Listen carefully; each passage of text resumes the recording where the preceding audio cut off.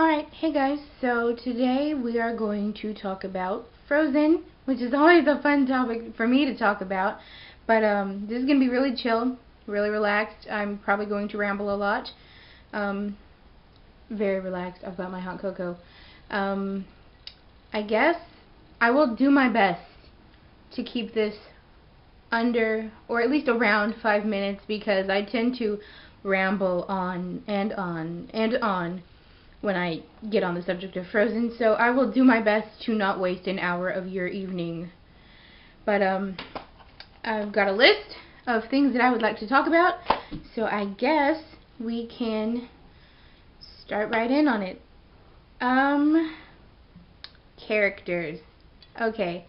I'm just gonna go through all the characters and kind of talk about them and what I'd like to see happen with them and stuff like that. So, Anna. I'm going to be honest. I was one of those people when Frozen first came out. I was like, she looks like Rapunzel. There's like, wasn't sure how to feel about her at all. But that phase quickly went away. I quickly realized that she was no Rapunzel and that this was going to be a lot different and a lot better than people were expecting it to be.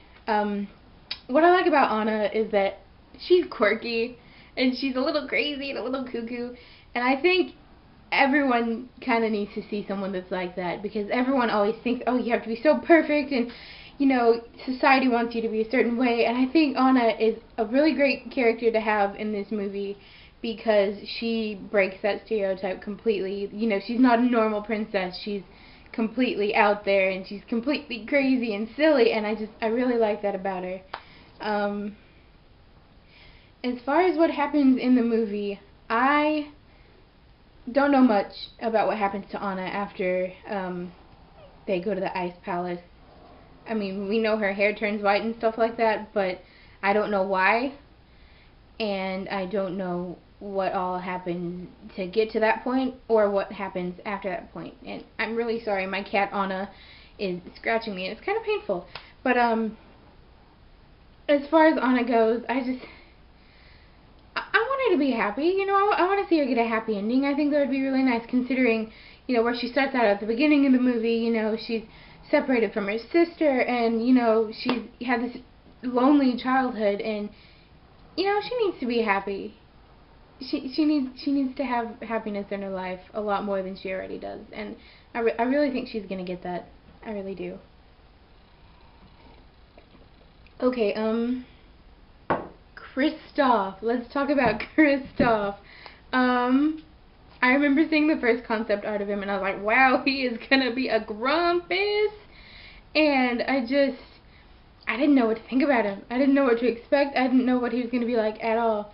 And then, like, as we got footage and stuff like that, I was kind of like, huh, this kid is gonna be great.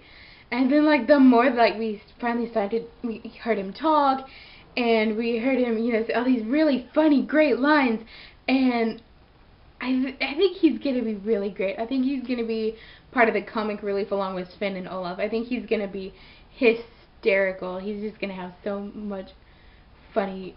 I can't. Kristoff, man. Okay. I'm sorry. When it comes to the whole Kristoff or Hans thing, I'm a Kristoff girl all the way. Not that there's anything wrong with liking Hans, not at all. Kristoff is more, yeah. But Kristoff is such an interesting character. I mean, I think it's common knowledge by now that he was raised by trolls, which is something I didn't know for a very long time. So hearing that, it was just kind of like, wow, that's strange. How is that going to work out exactly? But, I think he's going to be an interesting character, and it's going to be really cool to get to see him. Oh, hey, Anna. It's going to be really cool to see him, kind of develop as a character, because he's going to go from this kind of grumpy, lonely mountain man to this great guy that's going to help Anna. And I'm not going to say any spoilers, but I think he's going to be great by the end of the movie. Say hi, Anna, because you are interrupting my video. Alright. Hans! I don't know what to think about Hans. I don't know that I like him. And being as neutral as I can, because there are some spoilers that I know. But I don't know. I don't know what to think about him. I'd like to think positively of him, but there's something in my head that is clicking that he's not the guy that we think he's going to be. I mean, obviously we see him go up to the Ice Palace and attack Marshmallow, so something is up with him. And I mean, I think this is common knowledge by now too, but he meets Anna and he wants to marry her the same day he's met her. I mean, that's sketchy. That's super sketchy, and I don't know. It's going to be interesting to see his character unfold, to see how he gets from point A at the beginning of the movie to the point B. Next character, before I say something that I'm going to regret. Sven!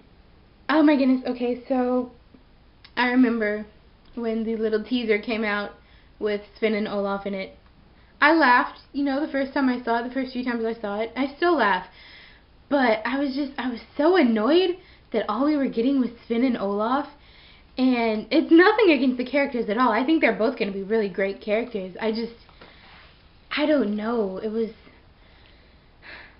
I wanted more of the actual, you know, Anna and Elsa and stuff like that. So, but to actually talk about Sven as a character, I think he's adorable.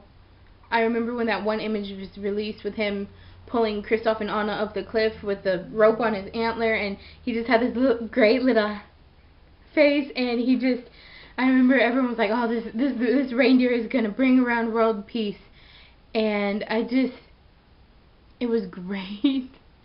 And I think he's definitely gonna be a comic relief, and he's definitely I think he's gonna steal the show, along with the next character I'm going to talk about, Olaf. Poor Olaf. As that post said last night, Home Slice has gotten so much hate in this fandom, and I feel so bad for him because he doesn't deserve any of that hate. I mean, I'm sorry that Olaf doesn't fit your standards as typical Disney comic relief, but that's what they've gone with, and that's what they're choosing. If that's not okay with you, that's your opinion, but you don't force it down other people's throats. Because honestly, I think Olaf is going to steal the show. We already know Josh Gad is a great comedian. He's hysterical. I don't know if anyone watched Jimmy Kimmel last night. He was on Jimmy Kimmel, and he's so funny. He makes whatever he's saying funny, and I think he's gonna be a great comic relief in this movie, because this movie is gonna have a lot of heavy parts, and I know I'm excited for In Summer.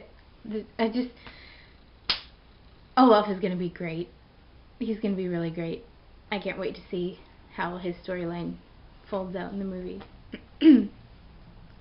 The Duke of Weselton.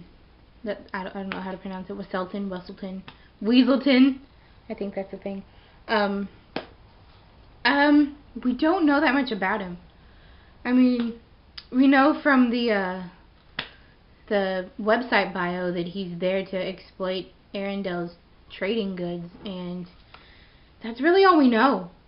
I think Disney intended to make it look like he's the bad guy, but I really don't know. I think he's definitely going to be one of those interesting characters, because, you know, we know nothing about him right now, and it's going to be interesting to kind of see how he's involved in the major arc of the story, and how, you know, I just want to know how the goods or whatever that he's trying to exploit, I want to know how that exactly fits in with the plot, because to me that always seemed kind of out of place, but I don't know, maybe there's a bigger picture that I'm missing right now. Oaken. I think he's gonna be funny. I mean, we know he has that really great Norwegian accent that no one actually thought he would have, and he does, and it's super great. But I think he's gonna be pretty funny. I don't know anything about the scene in Oaken's shop or anything other than Kristoff's there and Anna's there, and something like that. I haven't seen any of the clips in the new trailers or anything like that, so I don't know what's happening in that scene really. But I don't know. I hope Oaken. I think it'd be really great if Oaken made like some kind of cameo at the end of the movie again. I think that'd be super funny. But I really don't know. Marshmallow. Let's talk about Marshmallow. Marshmallow is my very favorite snow monster in this movie. I like Marshmallow so much. You guys don't understand. Some of you might. One of you, I know, definitely understands my love for Marshmallow. But I'm really excited to see how Elsa came to make Marshmallow, because I mean, she wants him to be this big, huge sentinel, you know, who's gonna protect the Ice Palace, or you know, protect everyone else from Elsa. However you want to view Marshmallow's creationary status. But I think I don't know. I really would like to understand why. I mean, she wants him to be this big, huge sentinel and protect everything and whatnot, but she named him Marshmallow. So obviously he's not a bad guy like everyone's making him out to be. And clearly Elsa's not a bad guy that everyone's making her out to be, because she had the heart to name him Marshmallow. That's really sweet. I mean, honestly, there's something about Marshmallow and Elsa that I think is going to reveal a lot about both of their characters. And last but not least, let's talk about Elsie. Okay, from the beginning, Elsa has been the thing that has drawn me to this movie. The very first post I ever made about Frozen was about me being excited that Idina Menzel was voicing the Snow Queen. I mean, that was it. I was into that movie. I'd heard about the movie before, but that is the thing that got me into this movie, and that was July 11th of last year. So it's been a while. So Elsa is just one of those characters that I really identify with. I know I keep mentioning that I identify with her a lot, and I guess I can kind of go into it. You know, the whole thing about Elsa is that she's always had these powers that she's had to, you know, keep inside her whole life. And, you know, she hurt her sister, and she's so afraid, you know, she doesn't let herself feel. She doesn't, you know, conceal, don't feel, don't let them know. And I really relate to that. I don't like to show my emotions. I don't like people to know my weaknesses. I have a younger brother. He's 2 years younger than me, and I would do anything for him. Yeah, he's kind of a butt sometimes, but I would do anything for him. And so I really understand that aspect of Elsa, but I know what it's like to be sectioned off from everyone. I know what it's like to section yourself off from everyone that you care about because you're afraid of hurting them. And I know what it's like to not know what you're supposed to be and what you're supposed to do with yourself. And I'm sorry, I'm getting emotional. I knew I would when I started talking about Elsa, but my thing about Elsa has been, you know, since the beginning, since I realized just how many similarities there are between the two of us, my thing from the beginning has been that if Elsa can go through all of this, and if she can come out okay, if she gets a happy ending in this movie, then I can too.